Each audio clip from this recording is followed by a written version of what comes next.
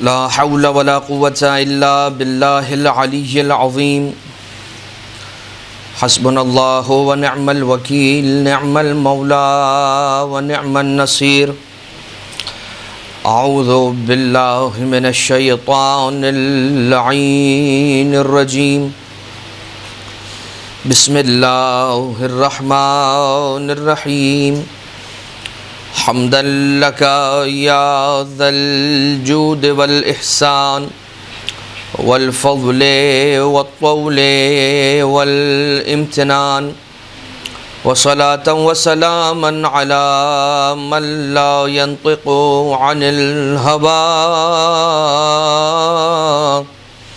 إن هو إلا وحي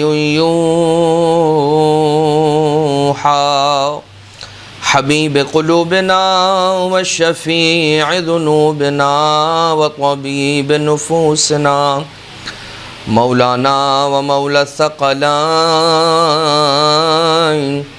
جد الحسن والحسين أبي القاسم المصطفى محمد صل على محمد وآل محمد وعلى آله الذين أذهب الله عنهم الرجس وطهرهم تطهيرا الله صل على محمد وآل محمد لا سيما على الإمام المنتظر والحجة الثاني عشر واللعنة الدائمة الباقية على أعدائهم ومنكري فضائلهم ومصائبهم وغاصبي حقوقهم من الأزل إلى قيام يوم الدين أما بعد سیرت ائمہ معصومین علیہم الصلاۃ والسلام کے اعتبار سے وہ سلسلہ کہ جس میں درمیان میں ایک وقفہ آ گیا اور گیپ آ گیا، اسی سلسلے کو آگے بڑھاتے ہوئے سرکار امام نہم نویں امام حضرت امام محمد تقی الجواد علیہ الصلاۃ والسلام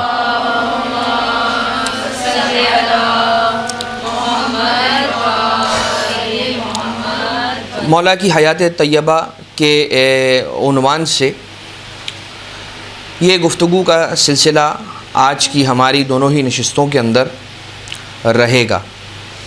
سرکار مولا رضا علیہ السلام کے یہاں پر ایک ہی بیٹا اور ان کی ایک ہی اولاد، الارشاد میں شیخ مفید نے بھی اس بات کو لکھا اور مختلف زیادہ تر علماء اور مؤرخین اسی بات کے اور اسی قول کے قائل ہیں کہ امام رضا سرکار علیہ الصلاۃ والسلام کی ایک ہی اولاد اور وہی ان کے وہ بیٹے کہ جن کے ذریعے سے نسل امامت آگے بڑھی، یعنی کہ نویں امام امام جواد علیہ السلام۔ اسی طرح ہوتا یہ تھا کہ تقریباً مولا کے عقد مبارک یعنی سرکار مولا رضا علیہ الصلاۃ والسلام کے عقد مبارک کو تقریباً 35 سال کا عرصہ ہوا اور ان کے یہاں پر اولاد نہیں تھی۔ تو جس طرح سے لوگ نعوذ باللہ من ذالک رسول اکرم صلی اللہ علیہ وآلہ وسلم کو ابتر کا طعنہ دیا کرتے تھے، اسی طرح سے لوگوں نے سرکار مولا رضا علیہ الصلاۃ والسلام کے لیے بھی یہ شنیع لفظ استعمال کیا اور سرکار مولا رضا علیہ الصلاۃ والسلام کو بھی ابتر کے طعنے دیا جانے لگے۔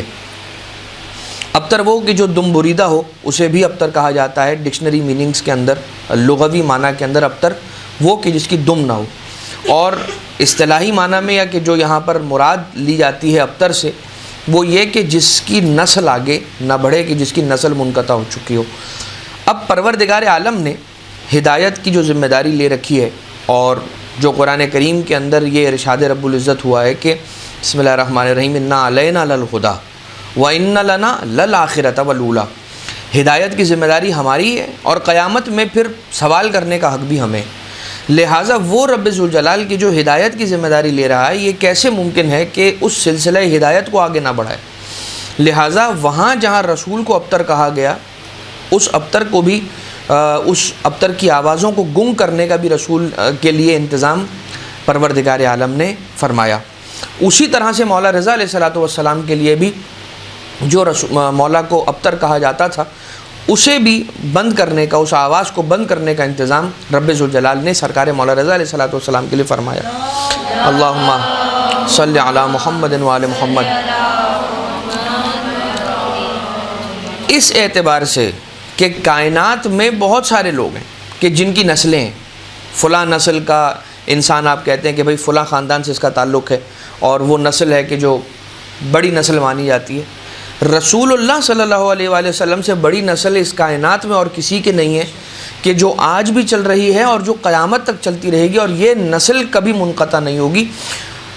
کسی کی نسل منقطع ہوتی ہو جائے، لیکن رسول اور آل رسول کی نسلیں جو ہیں، رب ذوالجلال کا یہ انتظام ہے کہ وہ منقطع نہیں ہوگی۔ کل ابتر کہنے والے نے ایک نعرہ ابتر کا لگایا تھا، لیکن پروردگار عالم نے انتظام ایسا کیا کہ رسول کی نسل کو تا قیامت جاری و ساری اور مستمر کر دیا۔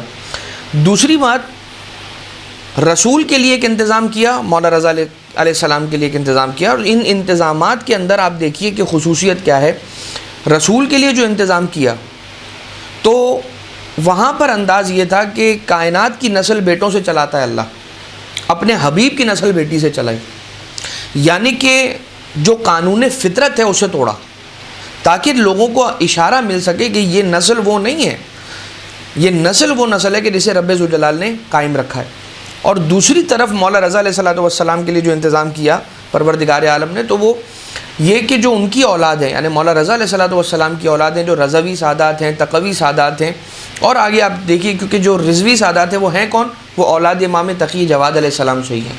تو اگر تقوی کہا جا رہا ہے تو ہے وہ اوریجنلی رضوی سادات ہی، لیکن تقوی کی جگہ رضوی کیوں کہا جاتا ہے؟ اس لیے کہ مولا رضا علیہ السلام کو ابتر کہا گیا تھا، لہٰذا وہ جو امام تقی علیہ السلام کی بھی اولاد ہوگی اسے بھی رضوی کہا جائے گا اور رضوی کہا جائے گا۔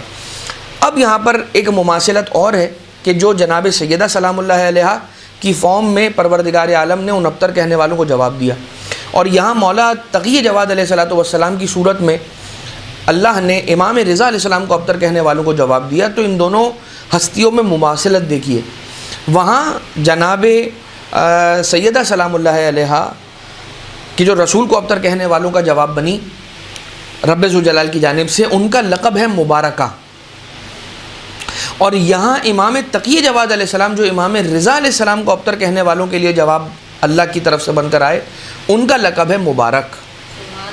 تو امام تقی جواد علیہ السلام کا لقب ہے مبارک، اور جناب سیدہ سلام اللہ علیہ کے القاب میں سے ایک لقب ہے مبارکہ۔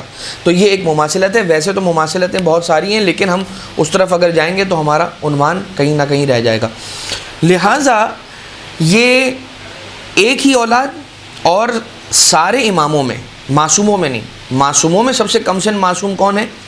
جناب سیدہ سلام اللہ علیہ، اور اماموں میں سب سے کم سن امام سرکار امام تقی جواد علیہ الصلوۃ والسلام کے جو 25 سال کی عمر مبارک میں اس دنیا سے پردہ فرما گئے اور منصب شہادت پر فائز ہو گئے۔ یعنی اماموں میں سب سے کم سن امام تقی جواد علیہ السلام، جن پر آج ہماری گفتگو ہے، اور امام تقی جواد علیہ السلام کے بعد سب سے کم سن امام کون ہے؟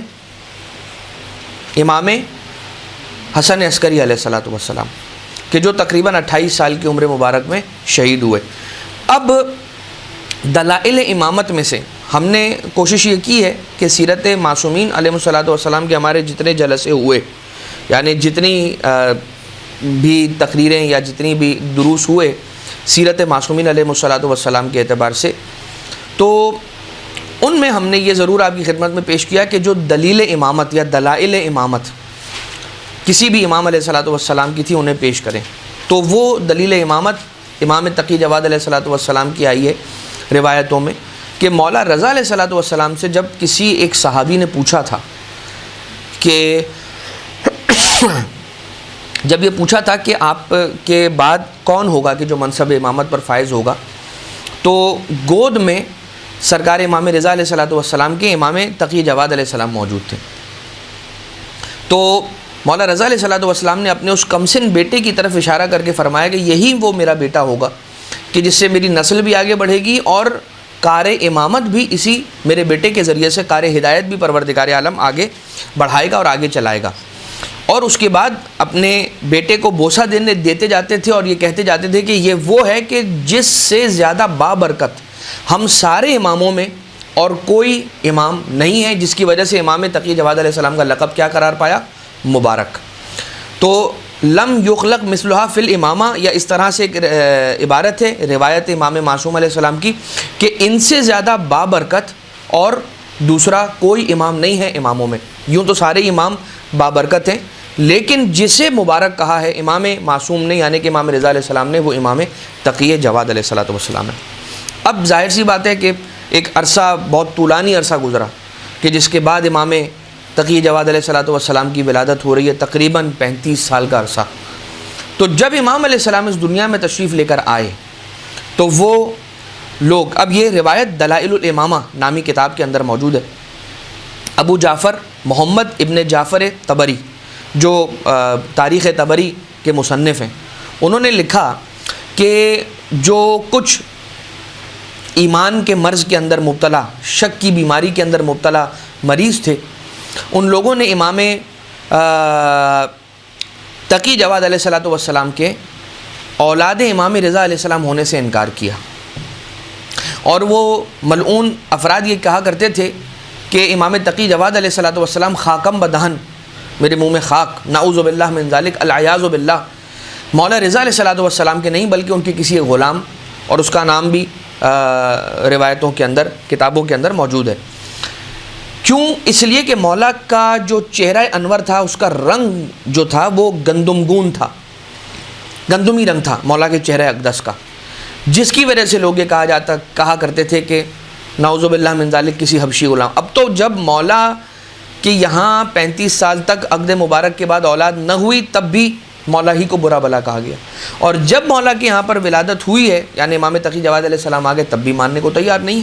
اور یہ زیادہ تر وہی افراد تھے کہ جو بغض اہل بیت کے مارے لوگ تھے، کہ جن کو کوئی نہ کوئی کہیں نہ کہیں سے موقع چاہیے ہوتا تھا. البتہ اب وہ روایت سن لیجئے کہ یہ روایت طبری نے امام حسن عسکری علیہ السلام سے مروی یعنی روایت کی ہے.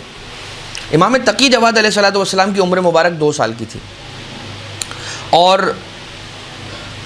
اس عمر مبارک کے اندر جیسا کہ ہم نے آپ کی خدمت میں عرض کیا کہ چہرہ انور کو دیکھ کر کچھ بے یقین لوگ اور شک کی بیماری مبتلا لوگوں نے اعوذ باللہ یہ کہا کہ وہ نعوذ باللہ امام رضا علیہ السلام کے فرزند نہیں ہیں. جب مولا رضا علیہ السلام خراسان تشریف لے جا چکے تھے، یہ واقعہ اس وقت کا ہے. مولا رضا علیہ السلام اس وقت مدینہ منورہ کے اندر موجود نہیں تھے. مولا تشریف لے جا چکے تھے خراسان. مولا کو 2-3 مرتبہ لے جایا گیا ہے خراسان. طوس مولا کو، مولا رضا علیہ السلام کو گرفتار کر کے لے جایا گیا. انہی سفروں میں سے کوئی ایک سفر تھا مولا رضا علیہ السلام کا، جب آقا مدینہ میں نہیں تھے. اب یہ لوگ امام تقی جواد علیہ السلام کو، جن لوگوں نے اعتراض کیا، ان لوگوں نے امام جواد علیہ السلام کو لیا مدینہ سے اور لے کر مکہ آ گئے. مکہ کہاں پر آئے؟ قیافہ شناسوں کے پاس آئے. قیافہ شناس کسے کہتے ہیں؟ قیافہ شناس اسے کہتے ہیں کہ جو انسان کو اس کے خد و خال کو، اس کے چہرے کو، اس کی باڈی لینگویج کو، اس کے جیسچرز کو، اس کے خد و خال کو دیکھ کر، اس کے قیافہ کو دیکھ کر یہ شناخت کرے کہ جو جس کی طرف منسوب کیا جا رہا ہے اس بیٹے کو، اس بچے کو، اس اولاد کو، کیا وہ اسی کی اولاد ہے یا اس کی اولاد نہیں ہے. اب قیافہ شناسوں کے پاس مکہ کے اندر امام جواد علیہ السلام کو لے کر آیا گیا. جب مولا جواد علیہ السلام کو ان نسب کو پہچاننے والے افراد کے سامنے پیش کیا گیا تو ان لوگوں نے غور سے امام جواد علیہ السلام کی طرف نگاہ کی اور دیکھنے لگے، آبزرو کرنے لگے. جب آبزرویشن ختم ہوئی تو کہنے لگے تم لوگوں کو شرم نہیں آتی اس بات کی کہ وہ جو نور کا پیکر ہے، وہ جس کی خلقت پاکیزہ ہے، وہ کہ جو لوگوں کو طیب اور طاہر بنانے کے لیے آیا ہے، تم اسی کی طہارت پر سوال اٹھا کر اسے یہاں پر لے آئے ہو. ہم اس بات کی گواہی دیتے ہیں خدا کی قسم کھاتے ہوئے کہ یہ آل رسول میں سے ہیں اور یہ نورانی ہیں. یعنی وہ یہ بھی کہہ رہے ہیں کہ ان کی تخلیق خاک سے نہیں ہے، نور سے ہوئی ہے. اور کہنے لگے کہ ان کا حسب و نسب پاک ہے، نیک ہے، پاکیزہ ہیں یہ. اور امام علیہ السلام یعنی تقی جواد مولا علیہ السلام کے لیے 2 سال کی عمر مبارک میں وہ لوگ کہنے لگے قیافہ شناس کے خدا کی قسم کہ ان کا وجود اقدس پاکیزہ اور مقدس صلبوں کے اندر اور پاکیزہ ارحام کے علاوہ اور کہیں پرورش نہیں پایا ہے۔ خدا کی قسم یہ اولاد رسول میں سے ہیں اور اولاد امیر المومنین علیہم الصلاۃ والسلام میں سے ہیں۔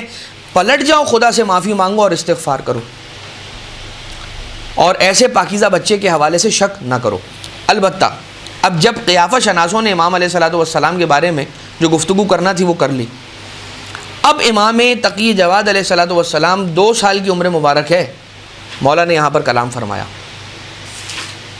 اور جب مولا نے کلام فرمایا خطبہ دیا ہے مولا نے وہاں مکہ مکرمہ میں، مسجد الحرام کے آس پاس کہیں غالباً ہوا ہوگا یہ واقعہ، تو وہاں پر مولا نے خطبہ ارشاد فرمایا، اور خطبے کا آغاز ہوتا ہے الحمدللہ الذی خلقنا من نورہ بیدہ۔ حمد ہے اس خدا کی کہ جس نے ہم اہل بیت کو خلق کیا، ہمیں خلق کیا، من نور ہی اپنے نور سے، بیدہ ہی اپنے ہاتھوں سے۔ اب اللہ کے ہاتھ تو ہوتے نہیں ہیں، تو اللہ کے ہاتھوں سے یعنی کہ جس طرح سے بھی ان اہل بیت اطہار علیہ السلام کی خلقت ہوئی ہے وہ براہ راست رب ذوالجلال سے جڑا ہوا ہے، وہی ہے کہ جو ان اہل بیت کو خلق کرنے والا ہے۔ اب یہاں پر ذرا سا رک کر قرآن کریم کے اندر ایک آیت ہے کہ جس کے اندر اللہ انسانوں کے خلق کرنے کے بعد فخر کر رہا ہے کہ انا خلقنا الانسان، ہم ہیں کہ جس نے انسان کو خلق کیا ہے۔ الانسان کہا ہے، انسان نہیں کہا ہے۔ اگر عمومی بات ہوتی کہ عمومی انسانوں کو، سارے انسانوں کو خلق کر کے بنی نوع بشر، بنی نوع انسانیت کو خلق کرنے کے بعد اللہ نے فخر کیا ہے، تو وہاں پر الانسان نہیں ہوتا، انسانن ہوتا، صرف انسان ہوتا الف لام کے بغیر۔ الف لام کے ہونے کا معنی یہ ہے کہ کسی خاص انسان کی بات ہو رہی ہے کہ جسے خلق کرنے کے بعد رب ذوالجلال فخر کر رہا ہے اور مباحت کر رہا ہے اور ناز کر رہا ہے اور کہتا جاتا ہے کہ بھائی میں وہ ہوں کہ جس نے انسان کو، الانسان کو خلق کیا، اور وہ الانسان کون ہے؟ محمد اور آل محمد علیہم آلاف التحیت والثنا۔ اللہم صلی علی محمد و آل محمد۔ مولا ارشاد فرماتے ہیں الحمدللہ الذی خلقنا من نورہ بیدہ، حمد ہے اس خدا کی کہ جس نے ہمیں خلق کیا اپنے نور سے، اپنے ہاتھوں سے، واصطفانا من بریتہ، اور جس نے ہمیں اپنے تمام انسانوں میں سے استفا کیا، چنا اور الگ کیا۔ اب جو لوگ یہ کہتے ہیں کہ رسول ہم جیسے، ائمہ ہم جیسے، کوئی فرق نہیں ہے ان میں اور ہم میں، بالکل ان کی نماز ہماری نماز جیسی اور ان کا روزہ ہمارے روزے جیسا، یہ بات نہیں ہے۔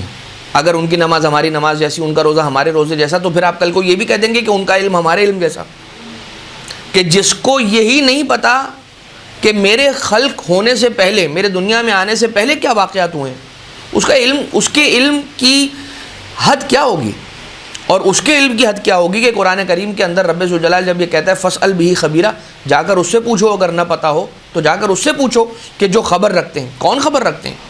وہ خبر رکھتے ہیں کہ جو یہ فرما رہے ہیں کہ اول ما خلق اللہ نوری، پہلی وہ چیز کہ جسے اللہ نے خلق کیا وہ میرا نور تھا، یعنی کہ رسول اکرم اور مولا کائنات علیہ الصلوۃ والسلام کی خلقت اسی نور سے ہوئی، اور دیگر ائمہ اطہار علیہ الصلوۃ والسلام کے انوار بھی انہی انوار کے ٹکڑوں در ٹکڑوں سے خلق ہوئے ہیں۔ تو واصطفانا من بریتہ، کہ جس نے، اللہ نے مجھ یعنی ہمیں سارے انسانوں میں سے چن کر برگزیدہ قرار دیا، یعنی کہ منصب امامت پر فائز کیا۔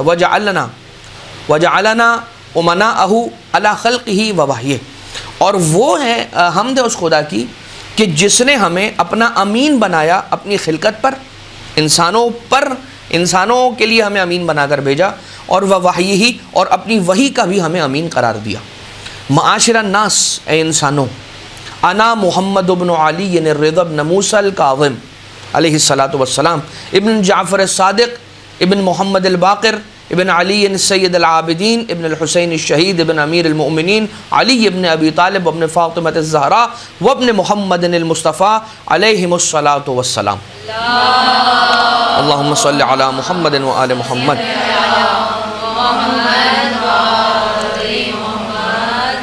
جان لو اے انسانوں، میں محمد امام رضا علیہ السلام کا بیٹا، وہ امام موسیٰ کاظم علیہ السلام کے بیٹے، وہ امام جعفر صادق علیہ السلام کے بیٹے، وہ امام محمد باقر علیہ السلام کے بیٹے، وہ امام زین العابدین علیہ السلام کے بیٹے، وہ امام حسین شہید علیہ السلام کے بیٹے، وہ امیر المومنین علیہ السلام کے بیٹے، وہ جناب، اور میں جناب سیدہ سلام اللہ علیہا کا بھی بیٹا اور رسول اکرم صلی اللہ علیہ وآلہ وسلم کا بھی بیٹا ہوں، ففی مثلی یشک، تمہیں شرم نہیں آئی کہ مجھ جیسے کے بارے میں تم لوگوں نے شک کیا؟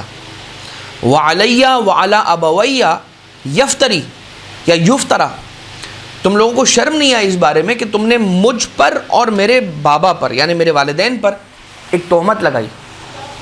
اعرض علی القافہ واعرض یا اعرض علی القافہ، کیا مجھ جیسے کو قیافہ شناسوں کے سامنے لے کر آنا چاہیے تھا؟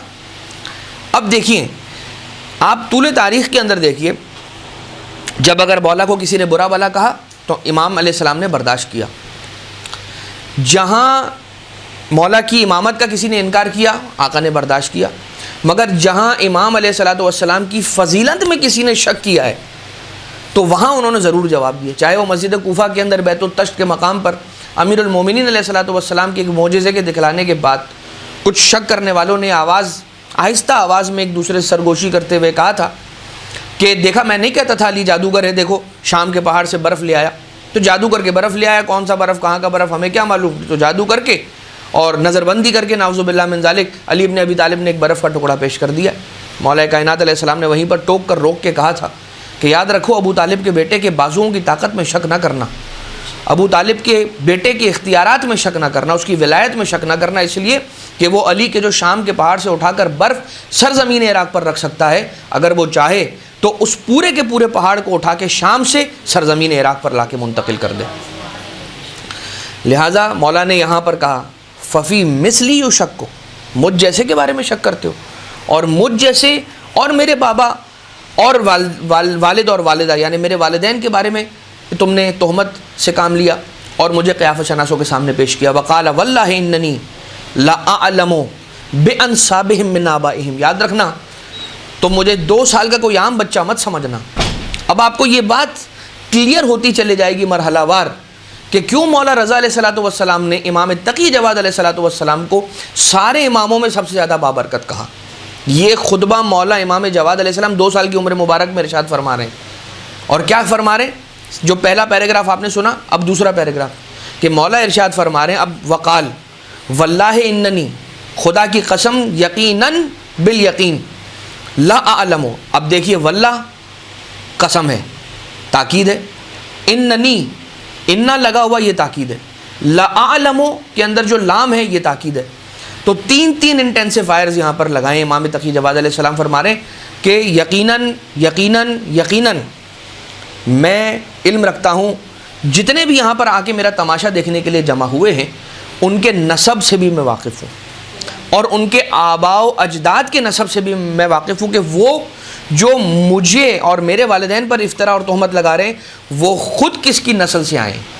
آقا علیہ السلام ارشاد فرما رہے ہیں انی واللہ لا اعلم بواطنہم و ظواہرہم، یاد رکھنا یقیناً، خدا کی قسم، یقیناً میں جانتا ہوں کہ ان کی پوشیدہ باتیں کیا ہیں اور ان کی ظاہری باتیں کیا ہیں۔ وَإِنِّي لَأَعْلَمُ بِهِمْ أَجْمَعِينَ، اور میں ان کی ساری باتوں کو جانتا ہوں اور ان سب کو جانتا ہوں، سب کے سب کو جانتا ہوں، اجمعین بھی مولا نے فرمایا۔ وَمَا لَهُمْ إِلَيْهِ سَائِرُونَ، اور یہ بھی جانتا ہوں کہ ان کے ساتھ آگے ہونے کیا والا ہے۔ أَقُولُهُ حَقًّا، اور یاد رکھو یہ میں جو کہہ رہا ہوں یہ حق کہہ رہا ہوں، سچ کہہ رہا ہوں۔ وَأُظْهِرُهُ صِدْقًا، اور میں سچائی کے علاوہ اور کسی دوسری بات کے ذریعے سے اپنا اظہار نہیں کر رہا۔ علماً ورثناہ اللہ قبل الخلق اجمعین، اور اس علم سے یہ ساری باتیں کر رہا ہوں کہ جو علم ہمیں رب ذوالجلال نے میراث میں عطا کیا ہے، یعنی یہ علم الہی ہے جو امام تقی جواد علیہ السلام کے پاس ہے، یہ علم لدنی ہے، یہ علم غیب ہے، یہ علم امامت ہے۔ یہ وہ علم ہے کہ جو قبل الخلق اجمعین، کسی کو بھی خلق کرنے سے پہلے علم الہی تھا، وہ علم ہمیں رب ذوالجلال نے عطا کیا۔ وہ بعد بناء السماوات والارضین، اور آسمانوں اور زمینوں کو خلق کرنے کے بعد۔ اور پھر مولا نے فرمایا کہ اگر مخالفت کرنے والے ہماری مخالفت کریں بھی تو ہم ان کے لیے ایسا جواب پیش کریں گے کہ جس سے اولین اور آخرین حیرت و تعجب میں آ جائیں گے۔ میں ایسا جواب دوں گا، مجھ پر اگر کوئی اعتراض کیا گیا تو مولا تقی جواد علیہ السلام ارشاد فرماتے ہیں کہ میں انہیں ایسا جواب دوں گا کہ اولین اور آخرین ورطۂ حیرت کے اندر آ جائیں گے۔ یعنی مولا یہ بیان فرما رہے ہیں کہ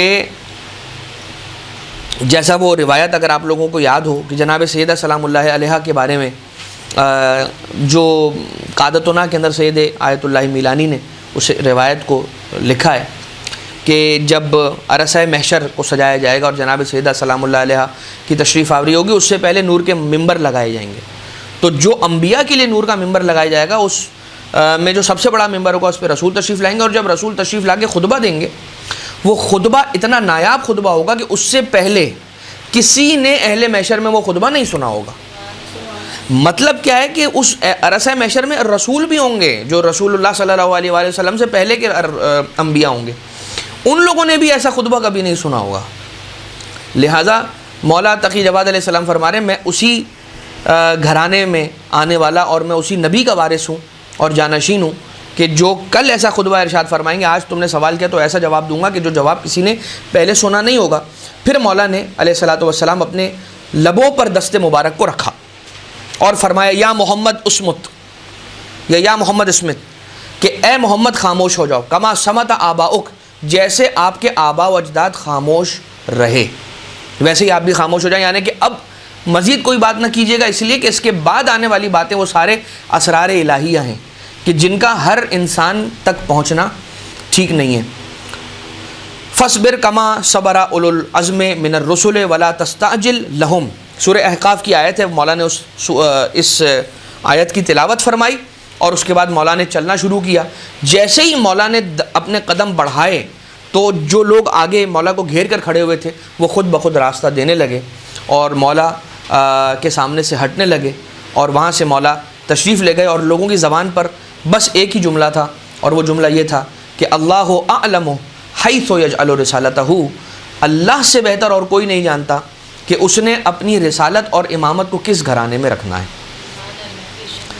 لہٰذا یہ تھا سرکار امام تقی جواد علیہ الصلوۃ والسلام کے اعتبار سے. اور یقیناً آپ نے یہ واقعہ تو سنا ہی ہوگا کہ کس طرح سے مولا کو قیافہ شناسوں کے سامنے پیش کیا گیا تھا، مگر وہ خطبہ ہم نے آپ کی خدمت میں پیش کیا جو عموماً بیان کم کیا جاتا ہے.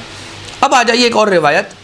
یہ روایت ہے جناب امام تقی جواد علیہ الصلوۃ والسلام کے ولادت کے احوال کو بیان کر رہی ہے. یہ روایت کہ بی بی خضران جو کہ والدہ ہیں امام تقی جواد علیہ السلام کی اور زوجہ اطہر ہیں، زوجہ مطہرہ ہیں جناب سرکار امام رضا سرکار علیہ الصلوۃ والسلام کی. الثاقب فی المناقب یہ کتاب ہے اور بڑی زبردست کتاب ہے مناقب ائمہ اطہار، فضائل ائمہ اطہار علیہ الصلوۃ والسلام کے اعتبار سے.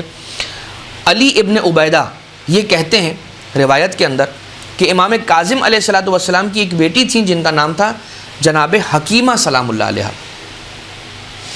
یہ خاتون جو ہیں یہ فرماتی ہیں، اب روایت ظاہر سی بات ہے چونکہ بی بی خضران کے یہاں پر موجود ہیں، مولا رضا علیہ الصلوۃ والسلام کی زوجہ ہیں، اہلیہ ہیں، اور امام تقی جواد علیہ السلام کی ولادت کے حوالے ہیں، تو کون بیان کرے گا؟ کون ہے راویہ؟ جناب حکیمہ امام موسیٰ کاظم علیہ الصلوۃ والسلام کی ایک بیٹی ہیں.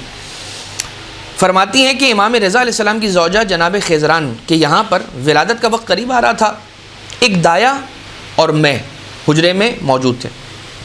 شدید درد محسوس کیا جناب بی بی خضران سلام اللہ علیہ نے، اور رات کے ایک وقت میں چراغ گل ہو گیا. جیسے چراغ گل ہو گیا تو اندھیرا ہوا، ہم پریشان ہوئے، لیکن ابھی کچھ دیر ہی گزری تھی کہ کمرے میں امام جواد علیہ الصلوۃ والسلام کا چاند سا چہرہ جگمگا اٹھا، چمکنے لگا. اللہم صلی علی محمد و آل محمد، اللہم صلی علی محمد و آل محمد. میں نے ان کی والدہ سے کہا کہ پروردگار عالم نے آپ کو چراغ کی روشنی سے بے نیاز کر دیا، آپ کو پیکر نور عطا کر دیا پروردگار عالم نے، اب آپ کو چراغ کی روشنی کی ضرورت نہیں ہے. سویرے جب صبح ہوئی ہے تو امام علیہ الصلوۃ والسلام تشریف لائے اور فرمایا کہ ان کے گہوارے سے ہٹ کر کہیں بھی تشریف نہ لے جائیں. کنہیں کہا یہ؟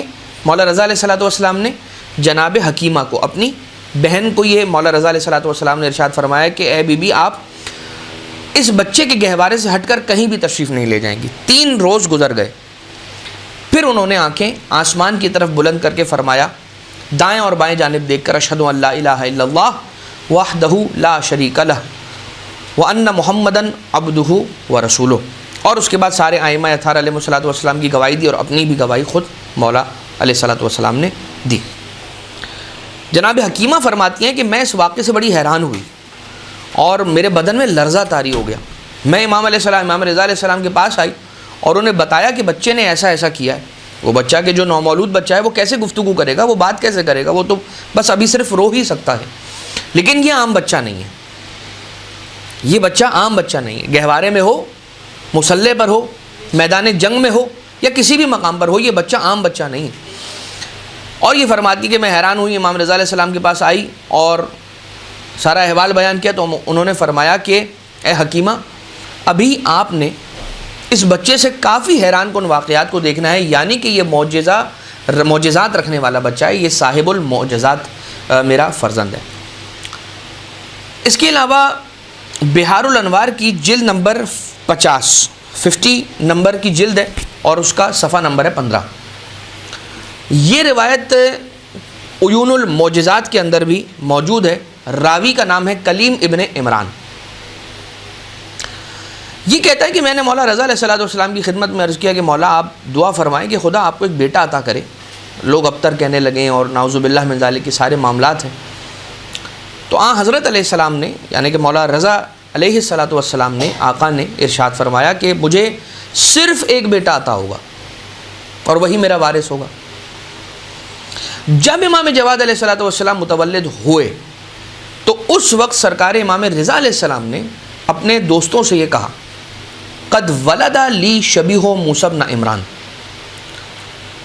فالق البحار و شبیہ عیسیٰ بن مریم قدست ام ولدتہ قد خلت طاہرہ مطہرہ۔ میرے یہاں بیٹا پیدا ہوا ہے، یعنی مولا رضا علیہ السلام جب سرکار امام تقی جواد علیہ السلام کی ولادت سے مشرف ہو گئے، یعنی رب ذوالجلال نے امام تقی علیہ السلام مولا رضا علیہ السلام کو عطا فرما دیا، تو اب آقا رضا علیہ السلام نے یہ جملے ارشاد فرمائے کہ میرے یہاں پر بیٹا پیدا ہوا ہے جو موسیٰ ابن عمران علیہ السلام کی مانند سمندر کو تقسیم کرنے والا ہے، اس میں جگہ بنانے والا ہے، اور عیسیٰ ابن مریم علیہ السلام کی طرح ان کی والدہ پاکیزہ ہیں۔ ٹھیک ہے، یعنی کہ جیسے ولادت ہوئی تو دو باتیں کی امام علیہ السلام نے، ایک اپنے بیٹے کے حوالے سے اور ایک اپنی زوجہ کے اعتبار سے، اور یہی تو وہ ہستیاں ہیں کہ جن کے بارے میں آگے جا کر تہمت کی بات ہوئی ہے اور یہ کہا جانے لگا کہ بھائی امام تقی علیہ السلام نعوذ باللہ من ذالک مولا رضا علیہ السلام کے بیٹے نہیں ہیں، نعوذ باللہ ثم نعوذ باللہ۔ تو امام علیہ السلام ان کی ولادت کے وقت یہ فرما رہے ہیں کہ میرا بیٹا حضرت موسیٰ ابن عمران کی شبیہ ہیں کہ جو دریا کو شگافتہ کرنے والے ہیں، اور جو میرا بیٹا ہے وہ ہے کون ہے؟ جو عیسیٰ ابن مریم سلام اللہ علیہ کی بھی شبیہ ہے۔ کیوں؟ کیونکہ جیسے حضرت عیسیٰ ابن مریم سلام اللہ علیہ کی والدہ جس طرح سے پاکیزہ اور مطہرہ تھیں، اسی طرح سے میرے اس بیٹے کی والدہ بھی پاکیزہ ہے اور مطہرہ ہیں۔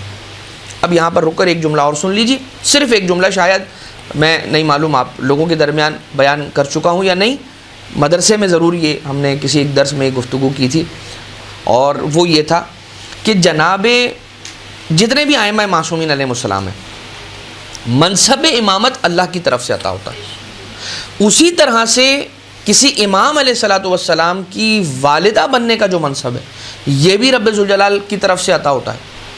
یہی وجہ ہے کہ آپ دیکھیے جناب نرجس خاتون سلام اللہ علیہ کہاں سے تشریف لائی ہیں، جناب خضران بی بی سلام اللہ علیہ کہاں سے تشریف لے کر آئی ہیں، جناب سمانہ مغربیہ کہاں سے تشریف لے کر آئی ہیں۔ لہٰذا یہ جو بیویاں ہیں کہ جن کا تعلق عرب سے نہیں ہے، کوئی روم سے آ رہی ہیں، کوئی فارس سے آ رہی ہیں، کوئی حبش کی طرف سے آ رہی ہیں، کوئی مراکش یعنی مغرب کی طرف سے آ رہی ہیں، موروکو وغیرہ کی طرف سے آ رہی ہیں، یہ وہ بیویاں ہیں کہ جن جو ہیں نہیں وہاں پر مدینہ مکہ میں آس پاس، انہیں ایک خاص انتظام کر کے مدینہ مکہ پہنچایا جا رہا ہے۔ کبھی خواب میں وعدہ لیا جا رہا ہے امام حسن عسکری علیہ السلام سے عقد کا کہ جناب شمون آ رہے ہیں اور رسول اکرم صلی اللہ علیہ وآلہ وسلم آ رہے ہیں اور کہہ رہے ہیں بی بی سے کہ بھائی میں آپ کی اس بیٹی کا، جناب شمون سے کہہ رہے ہیں کہ میں آپ کی اس بیٹی کا ہاتھ مانگنا چاہتا ہوں اپنے بیٹے کے لیے، اور پھر جاگتی آنکھوں کے ساتھ جناب امام علی النقی علیہ السلام نے عقد پڑھا اور خواب کے عالم میں جناب سیدہ سلام اللہ علیہ کو دیکھا اور یہ سارا کچھ۔ اس کے علاوہ جناب شہربانو سلام اللہ علیہ، بی بی شہربانو. تو یہ سارے واقعات ہیں کہ جو مادر امام کون ہے یہ بھی رب ذوالجلال طے کرے گا. یہ بھی ایک منصب ہے کہ امام کو پیدا کیا، امام نے کس گود میں پرورش پائی. اب پرورش کا لفظ استعمال کرنا امام معصوم علیہ الصلوۃ والسلام کے لیے ذرا عجیب سا لگتا ہے، لیکن کہ کس گود میں پلے امام، وہ گود بھی کوئی عام گود نہیں ہے، وہ رب ذوالجلال کی طرف سے منتخب اور مصطفیٰ گود ہے. اب آ جائیے پھر فرمایا کیا، مولا رضا علیہ الصلوۃ والسلام نے فرمایا کہ میرا بیٹا شبیہ ہے حضرت موسیٰ کا اور حضرت عیسیٰ کا. اور پھر مولا ارشاد فرمانے لگے کہ میرے بیٹے کو غضب اور حسد کی وجہ سے قتل کیا جائے گا. آپ لوگ وہ واقعہ سارا جانتے ہیں، وہ انشاءاللہ اسی یا اس کے اگلے والے حصے کے اندر آپ کی خدمت میں عرض کریں گے کہ کس طرح سے مولا کو حسد کے نتیجے میں زہر دیا گیا، اور وہ سارا کا سارا واقعہ آئے گا. یحییٰ ابن اقسم نے جو شرارت کی تھی اور وہ سارا کا سارا معاملہ. آسمان والے میرے اس بیٹے پر گریہ کریں گے اور اللہ اس کے دشمن سے غضبناک ہوگا. زیادہ وقت نہیں گزرے گا کہ پروردگار عالم اسے ایک انتہائی دردناک عذاب میں مبتلا کر دے گا. کسے؟ قاتل امام تقی علیہ السلام کو. خدا کی لعنت ہو امام تقی جواد علیہ الصلوۃ والسلام کے قاتل پر. مولا رضا علیہ الصلوۃ والسلام یہ گفتگو کرنے کے بعد پوری رات اپنے معصوم بیٹے کے گہوارے کے پاس بیٹھے رہے اور ساری رات اپنے بیٹے کے گہوارے کے پاس سے نہیں ہٹے. بیان کرنے والا راوی تو یہ بیان کر رہا ہے، اسے تو یہی سمجھ میں آیا، جو اسے سمجھ میں آیا وہ یہ لکھ رہا ہے کہ مولا ساری رات اپنے بیٹے کو لوری سناتے رہے. اب یہ یا مولا رضا علیہ السلام جانے یا مولا تقی علیہ السلام جانے ہیں کہ سرکار مولا رضا علیہ السلام اپنے بیٹے امام تقی جواد علیہ السلام کو لوریاں سنا رہے تھے یا غیب کی خبریں سنا رہے تھے، علم منتقل کر رہے تھے اور وہ باتیں کر رہے تھے کہ جس طرح سے رب ذوالجلال رسول اللہ صلی اللہ علیہ وآلہ وسلم سے گفتگو کرتا ہوا قرآن کریم کے اندر نظر آتا ہے. اور اے محمد مصطفیٰ صلی اللہ علیہ وآلہ وسلم، یاد کرو اس وقت کو کہ جب ہم نے عیسیٰ علیہ السلام پر یہ کرم فرمایا. تو کیوں ایسی بات ہوتی ہے؟ یاد کرو اس وقت کو، یہ اس سے کہا جاتا ہے کہ جو اس واقعے کے وقت وہاں پر موجود ہو. تو خیر یہ مولا رضا علیہ الصلوۃ والسلام اور سرکار امام تقی جواد علیہ السلام ان کی ولادت اور ان کے ایک اکیلے بیٹے اور فرزند اور اولاد ہونے کے اعتبار سے تھا. اب مولا کے معاجز، کچھ علمی معاجز ہیں اور کچھ وہ معجزات ہیں کہ جو خارق العادہ افعال ہیں کہ جو صادر ہوئے ہیں دلیل امامت کے طور پر امام معصوم علیہ السلام. پھر ان کی سیرت کے اعتبار سے بھی کچھ گفتگو ہے ساتھ ہی ساتھ. اب اس کے اندر ایک واقعہ یہ ملتا ہے کہ جس واقعے کے اندر یہ بھی اسی کتاب سے ہم آپ کی خدمت میں پیش کریں. کون سی کتاب ہے؟ الثاقب فی المناقب. اس میں محمد ابن ابو علا یہ کہتا ہے کہ میں نے یحییٰ ابن اقسم قاضی القضات سے یہ سنا ہے کہ میں نے ان سے بہت سارے موضوعات پر کلام کیا ہے اور مناظرات کیے ہیں، تحفے اور ہدایہ ان کو بھیجے ہیں، اور میں ان سے علوم آل محمد کے بارے میں پوچھتا رہتا ہوں. یہ کون کہہ رہا ہے؟ یحییٰ ابن اقسم کہہ رہا ہے. انتہائی بڑا دشمن تھا یہ امام تقی جواد علیہ السلام کا.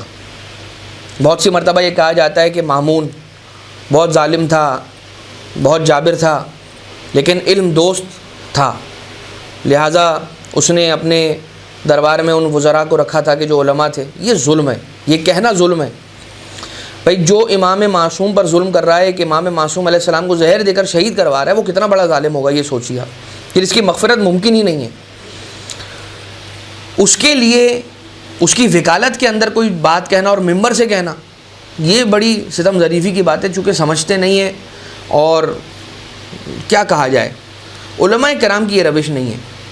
اور روایات معصومین علیہ الصلوۃ والسلام سے بھی یہ سمجھ میں آتا ہے کہ یہ اپنے دربار میں علماء کو بٹھانے کا اس کا مقصد یہ تھا کہ یہ جب چاہے رقم دے کر یا اس کی قیمت دے کر وہ فتویٰ ان سے خرید لے. جو کام وہ کرنا چاہ رہا ہے، جو کوئی بھی کام وہ کرنا چاہ رہا ہے، صحیح غلط اس سے ہٹ کر جو کام کرنا چاہ رہا ہے اس کی انڈورسمنٹ وہ اپنے ان درباری اور بازاری علماء سے لے لیں کہ جو قیمت دے کر یا قیمت لے کر فتویٰ بیچا کرتے ہیں اور فتویٰ دیا کرتے ہیں. امام علیہ الصلوۃ والسلام کے لیے یہ یحییٰ ابن اقسم کہہ رہا ہے کہ بھائی میں نے ان سے بہت گفتگو کی، کبھی پروردگار عالم ظالم اور دشمن کی زبان سے بھی، عدو کی زبان سے بھی حق کی فضیلت کو جاری کرتا ہے۔ الحق ما شہدت بہ الاعداء، کہ حق وہ ہے کہ جس کی گواہی خود دشمن دے۔ تو دشمن ہے یہ کہہ رہا ہے کیا کہ میں نے بہت سے موقعوں پر ان سے استفادہ کیا ہے اور میں ان کے علم کا معترف ہوں۔ جب یہ آ کر پوچھتا ہے کہ مجھے کچھ علوم آل محمد علیہ السلام کے اعتبار سے بتائیے، تو امام علیہ السلام یہ شرط لگاتے ہیں، امام فرماتے ہیں اس شرط پر بتاؤں گا کہ جب تک میں زندہ رہوں چھپانا، اور میری موت کے بعد جیسے دل چاہے ویسے کر لینا، کوئی مسئلہ نہیں، پھر کسی کو بتانا ہو تو بتا دینا۔ ایک دن میں مسجد نبوی میں داخل ہوا تاکہ رسول صلی اللہ علیہ وآلہ وسلم کی قبر کا طواف کروں۔ میں نے دیکھا کہ امام تقی جواد علیہ السلام بھی طواف قبر رسول میں مشغول ہیں۔ ابھی خانہ کعبہ کے طواف کی بات نہیں ہو رہی، اب یہ طواف قبر رسول کی بات ہو رہی ہے۔ آج تو پارٹیشن لگا دیے گئے، چاہے وہ قبر رسول ہو یا قبور ائمہ اطہار علیہ السلام ہو، ورنہ ویسے ہی 7 چکر قبر امام معصوم علیہ السلام کے گرد بھی لگانا یہ مستحب ہے اور بہت زیادہ ثواب کا موجب ہے، اور اس کے بارے میں علماء کرام نے اپنی کتابوں کے اندر بحث کی ہے، گفتگو کر رکھی ہے۔ البتہ میں نے دیکھا، یہ کہہ رہا ہے راوی کہہ رہا ہے کہ میں نے دیکھا کہ امام قبر نبی کے گرد طواف کے اندر مشغول ہیں۔ میں بھی مشغول ہو گیا اور میں نے اپنے سوالات ان کے سامنے رکھے اور امام نے میرے سارے سوالوں کے جوابات عطا فرما دیے۔ پھر میں نے کہا کہ خدا کی قسم میں ایک مسئلہ پوچھنا چاہتا ہوں، لیکن آپ سے شرم آ رہی ہے کہ وہ آپ سے پوچھوں یا نہیں پوچھوں۔ امام علیہ السلام ارشاد فرماتے ہیں انی اخبرک بہا، جو تو پوچھنا چاہتا ہے وہ بھی میں تجھے بتاؤں گا، قبل ان تخبرنی تسألنی عنہا، کہ قبل اس کے کہ وہ سوال کہ جو تو سوچ کر آیا ہے کہ وہ مجھ سے پوچھنے والا ہے، وہ سوال تو مجھے بتائے، میں ہی تجھے سوال بھی بتاؤں گا اور میں ہی محمد تقی جواد اس کا جواب بھی تجھے بتاؤں گا۔ ترید ان تسألنی، تو ارادہ رکھتا ہے کہ تو مجھ سے سوال کرے گا، عن الامام، کیا سوال کرے گا؟ امام معصوم کے بارے میں سوال کرے گا۔ اس نے جواب دیا خدا کی قسم میرا سوال بھی یہی تھا کہ امام ہوتا کون ہے، کیا ہے امام کے اوصاف، کیا امام کے بارے میں سوال۔ تو آپ یعنی حضرت علیہ الصلوۃ والسلام کون؟ سرکار امام تقی جواد علیہ السلام نے ارشاد فرمایا کہ امام میں ہوں۔ اس نے پوچھا علامت کیا ہوتی ہے؟ تو اس وقت امام علیہ الصلوۃ والسلام کا عصا بول اٹھا۔ اب دیکھیے یہیں پر معجزہ دکھلا دیا آقا نے، اپنی امامت کی گواہی جب اس نے پوچھا کہ امام کون ہے تو امام علیہ الصلوۃ والسلام نے فرمایا میں ہوں، لیکن جب امام سے سن لیا یحییٰ ابن اقسم دشمن ہے اور امام علیہ السلام کی امامت کا معترف نہیں ہے، اس کی دلیل کیا ہے؟ اسی واقعے کے اندر دلیل ہے کہ جب امام علیہ السلام نے فرما دیا کہ میں امام ہوں تو اسے امام کے دست مبارک کا بوسہ لینا چاہیے، پیشانی کا بوسہ لینا چاہیے، قدموں کا بوسہ لینا چاہیے۔ وہ یہ نہیں کر رہا، وہ یہ کہہ رہا ہے کہ اچھا تو پھر علامت کیا ہے؟ اب جب علامت کی بات آئی ہے تو پھر امام علیہ السلام نے کچھ نہیں کہا، امام کا عصا بول اٹھا اور امام علیہ الصلوۃ والسلام کے عصا سے آواز آنے لگی ان مولایا امام ھذا الزمان وہو حجت اللہ، یاد رکھو میرا مولا اس زمانے کا امام ہے اور وہی اللہ کی حجت ہے۔ لہٰذا یہ ایک معجزہ۔ یوں تو معجزے کی کیا کہا جا سکتا ہے؟ معجزے کی سائنس کہیں گے، کیا کہیں گے؟ معجزے کی سائنس یہ کہ نمبر 1 عاجز کر دینے والا کوئی بھی عمل، کہ عاجز ہو کوئی عام انسان، کوئی عام بشر وہ کام کرنے کا، اور دوسرا یہ کہ اس زمانے کے اعتبار سے وہ کام کرنا انسان کے لیے عاجزانہ ہو، کہ انسان وہ اس زمانے میں، آج کل تو کوئی بھی ایک چھوٹا سا اسپیکر لگا دے اپنے عصا کے اندر اور کہا کہ دیکھو ابھی میرا عصا اس بات کی گواہی دے گا، بٹن دبائے اور عصا گواہی دے دے۔ آج کل یہ نہیں ہو سکتا، یہ اس زمانے کی بات تھی۔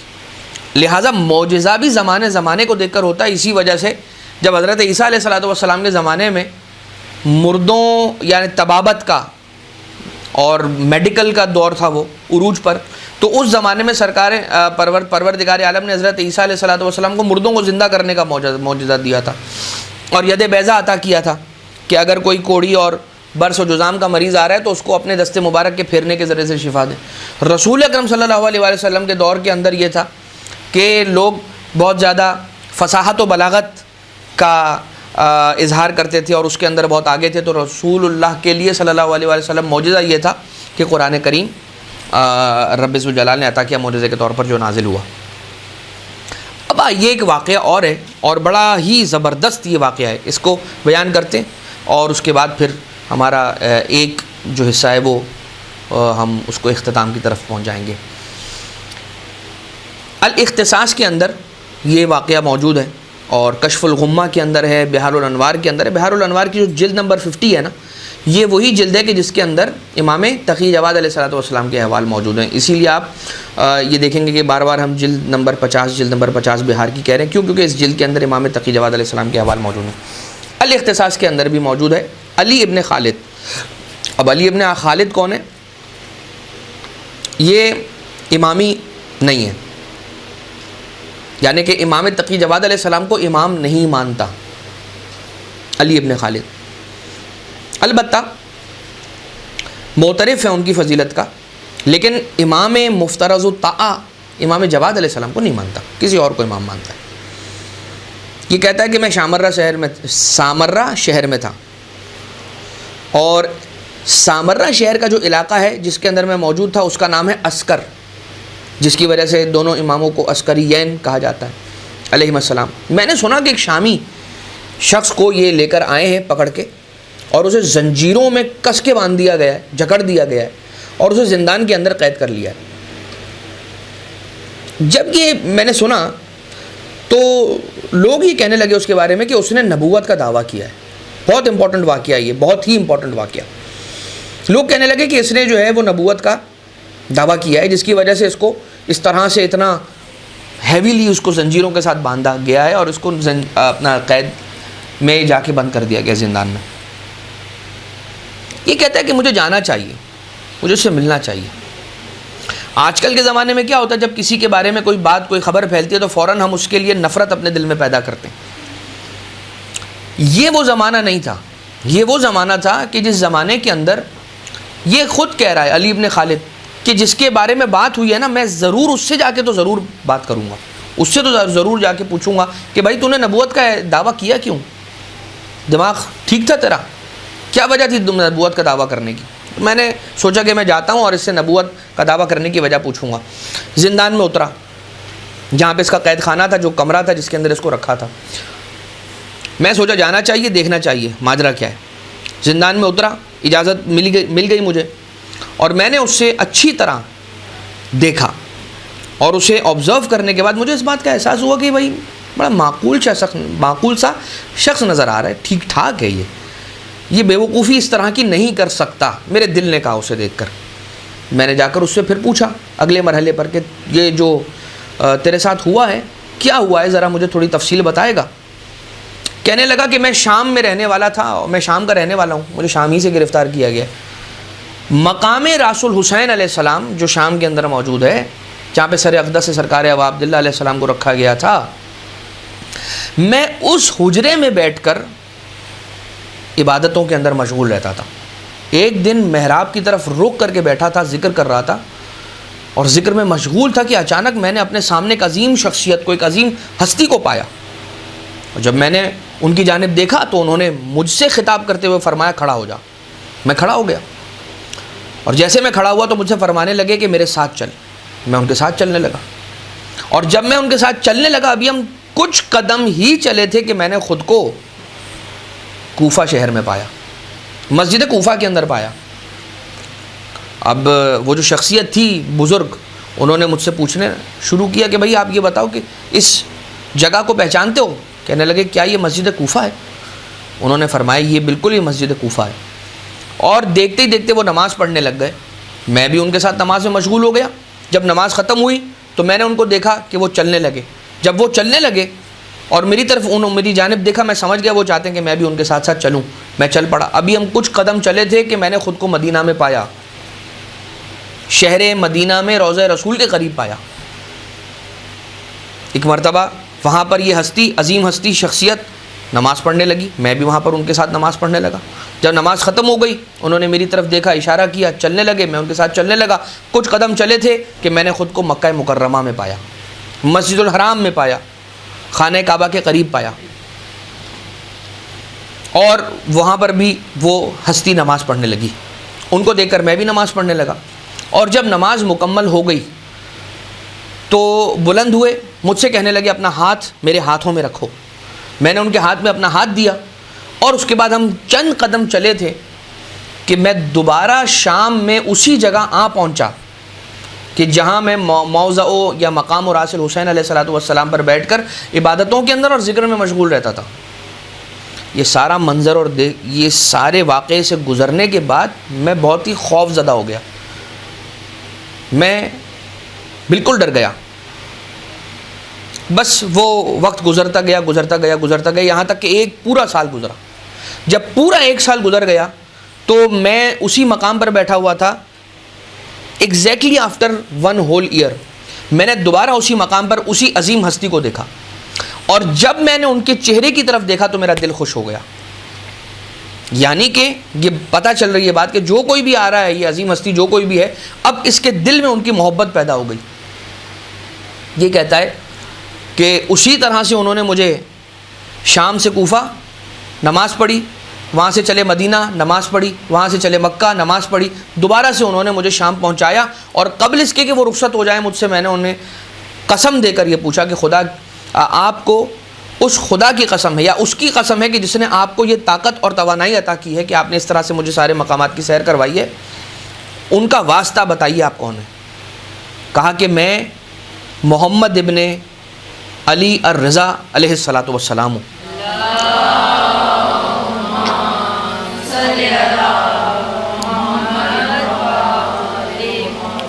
انا محمد ابن علی ابن موسیٰ, میں محمد تقی علیہ الصلوۃ والسلام ہوں. یہ خبر مشہور ہو گئی کہ مجھے اس طرح سے سیر کروائی گئی تھی. اب یہاں پر جو ہے نا یہ بات سمجھ لیجئے کہ اس نے یہ خبر خود لیک کی, چاہے کسی بھی شوق میں کہ میں کسی کو بتا دوں اور میری بزرگی کا وہ ہو جائے, یہ خبر آگے نکلتی ہی نہیں اگر وہ خود نہ چاہتا. کوئی راز اس وقت تک فاش نہیں ہوتا کہ جب تک ہم خود اسے راز رکھیں.